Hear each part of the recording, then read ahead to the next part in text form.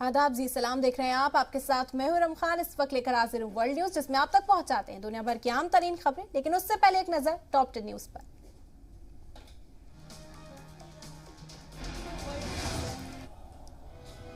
Ukraine में जारी कशीदगी को लेकर अमेरिकी सदर जो बाइडेन ने रूसी सदर व्लादिमीर पुतिन से की बातचीत। क्रेमलिन तर्जुमान के मुताबिक अमेरिकी सदर की जानिब से हुई टेलीफोन पर बातचीत की पहल। बाइडेन के अलावा पुतिन ने फ्रांसीसी सदर इमानुएल मैक्रों से भी की फोन पर बात। वाज़ेह हो कि यूक्रेन में कशीदगी को लेकर रूस और अमेरिका एक दूसरे को इल्जाम ठहरा रहे हैं।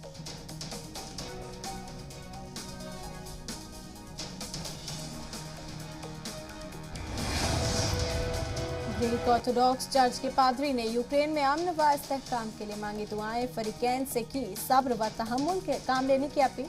का बैनुल अक़वामी क़वानीन के एहतराम करते हुए बातचीत के जरिए हल किया जाए तनाज़ा। वाज़ेह हो कि 2019 में ऑर्थोडॉक्स चर्च ने यूक्रेन चर्च को आज़ादाना तौर पर तस्लीम करने का ऐलान किया था। जापान हुकूमत और आलमी जौहरी तवानाई एजेंसी के नुमाइंदा ने टोक्यो में की मुलाकात। फुकुशिमा डाइशी जौहर प्लांट के आलूदा पानी का इखराज से मुतालिक हुई बातचीत। पानी के इखराज में होने वाले माहौलियाती खतरे और उसे स्टोर करने को लेकर हुई बातचीत। IAEA की टीम प्लांट पे करेगी दौरा। जनूबी कोरिया के सदारती इंतखाब की साबिक प्रोसिक्यूटर जनरल यूएन सूक योएल ने भी पेश की दावेदारी। हिज़्ब इख्तिलाफ की जानिब से पीपल्स पावर पार्टी की जानिब से पेश की गई उम्मीदवारी। इससे कबल सॉफ्टवेयर मुगल माने जाने वाले अहन शोल शू भी पेश कर चुके हैं पीपल्स पार्टी में अपनी दावेदारी। सदारती इंतखाब के हुक्मरान जमात डेमोक्रेटिक पार्टी के लीड जेई मायांग से भी हो चुका है मुतालबा। आइंदा 9 मार्च को होगा जनूबी कोरिया में सदारती इंतखाब। म्यांमार की साबिक लीडर और नेशनल लीग फॉर डेमोक्रेसी की सरबराह आंग सान सू के खिलाफ आज एक और मामले की समाअत। इंतखाब में बदनवाली से मुतालिक मामले की हुई समाअत। 2020 आम इंतखाब में इलेक्शन कमीशन पर दबाव बनाने का इल्जाम। इस इंतखाब में NLD के वाज़ेह अक्सरियत से हासिल की थी जीत। वाज़ेह हो कि आंग सान के खिलाफ दर्जनों मामले दर्ज हैं। इनमें से कुछ में उन्हें 6 साल की सजा हो चुकी है।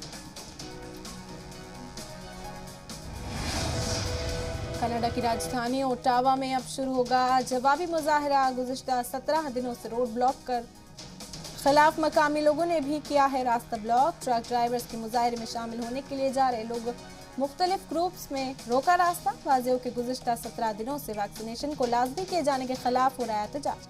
कोविड ज़ाब्तों के अलावा अब कार्बन टैक्स के खिलाफ भी उठने लगी है आवाज़। पुलिस फोर्स ने आर्जी तौर पर खाली कराया कनाडा अमेरिकी रोड, तहम अभी तक मालबरदार गाड़ियों के लिए इसे पूरी तरह से खोला जा सका नहीं है।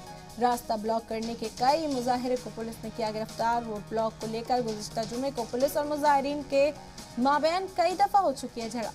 वाज़ेह के गुज़िश्ता 6 दिनों से मुजाहिरीन ने एम्बेसडर ब्रिज को बंद कर रखा है। कनाडा और अमेरिका के दरमियान ये सबसे अहम तजारती रूट है।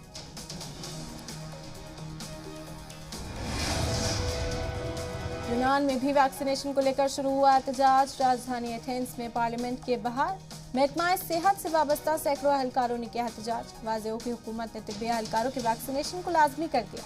खबरों के मुताबिक एथेंस में करीब 5000 तिब्बी एहलकार ऐसे हैं जिन्होंने टीका नहीं लगवाया। हुकूमत ने एक डोज न लगवाने वाले तिब्बी अमले की तनख्वाह रोक दी है।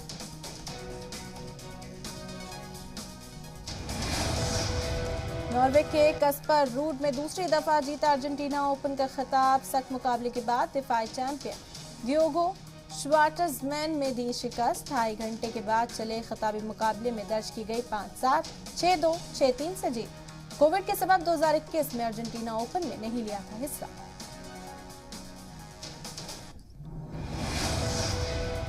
एस्टोनिया के नेट कुंतावित ने जीता WA करियर का छठा खिताब। सेंट पीटर्सबर्ग ओपन में मारिया सक्कारी को दी शिकस्त। 3 सेट तक चले सख्त मुकाबले के बाद हासिल की जीत। 3 घंटे तक चले मुकाबले में यूनान की मारिया सक्कारी को दी 5-7, 7-6 और 7-5 शिकस्त।